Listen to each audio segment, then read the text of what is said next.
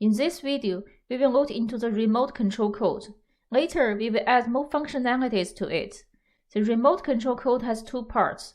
What we see is the client part, which shows on the browser of a cell phone, PC, or tablet.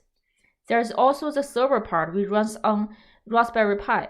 Before diving into the code, let me first give a brief introduction about how servers work. Here, I will try to convey the concept as simple as possible so you can get started quickly, but keep in mind that there are tons of details behind it. You may have the experience of calling a call center. The scenario is quite similar to how servers work. In a call center, a lot of agents stand by to serve customers' requests. A server is a software program running on a machine, listening to a port for incoming requests. Multiple servers can run on the same host. When you need to reach out to a call center, you dial the call center number, then the extension number, or choose from a voice menu to reach an agent. When you need to connect to a server, you need the host address and the port that the server is listening to. After connecting with an agent, you started to communicate with him to raise your questions and get answers. In the server scenario, the client sends requests to the server and gets responses from it.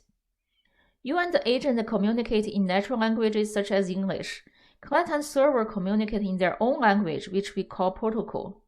Protocol is a specific way to organize the messages sent between programs so they can be understood.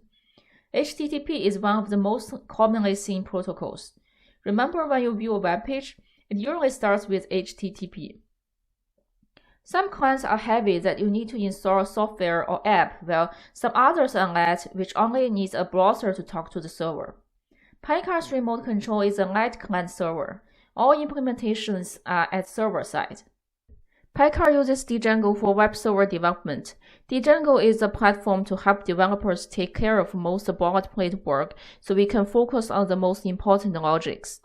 Django generates these folders and files. Start is a script to run manage.py to start the server. As we can see, it runs the server at the port 8000. Now I will use the home page and the remote control page to show how things work together. First, let's take a look at the home page. As we have talked about, the protocol, hostname, and port part help us find the program that is running on the server side. But how does the server know how to process the requests? This is defined in the urls.py. The urls.py defines what path is supported by the server and how to handle them. Here, since the URL doesn't include any extra part other than protocol, hostname, and port, which means the path part is empty. It corresponds to this in urls.py. And this part means the home function in views.py is responsible for dealing with the request. Since this page is mostly static, the home function just renders the base.html and returns it, which shows the page we see. The base.html is pretty straightforward. It shows the image of PyCar on grass, which is the mainpage.jpg under the static folder of the folder structure Django has generated. It also shows the Let's Rock button. This action part means when this button is clicked, it will go to the run page. For the run page, the URL contains an extra part run. From the urls.py, we know that the run path should be processed by the run function in views.py. There are multiple rows of control buttons on this page. The first row are the speed settings and the full screen button. The HTML codes are like this. When we click the button 1, the onMouse down event of this button will be triggered, which we will call setSpeed function with parameter 40. The setSpeed function is defined in the script section of the page. This is the script is written in JavaScript, which is another programming language. It's widely used in web pages to perform actions or dynamically generate page content. The setSpeed function constructs HTTP requests, which include the protocol, host, and path. The most important part is this. If this exists in the request, in the run function of views.py, we will be able to find speed from the request and the value for the speed. Then we can set the speed to the back view. Clicking different buttons set the speed to different values. The second row is this. There are 6 buttons. The HTML code looks like this. Take the forward button as an example. When we touch the button, untouched start event will be triggered to call run action with parameter forward. The run action function also constructs a request with protocol hostname and path, but different from the setBit function.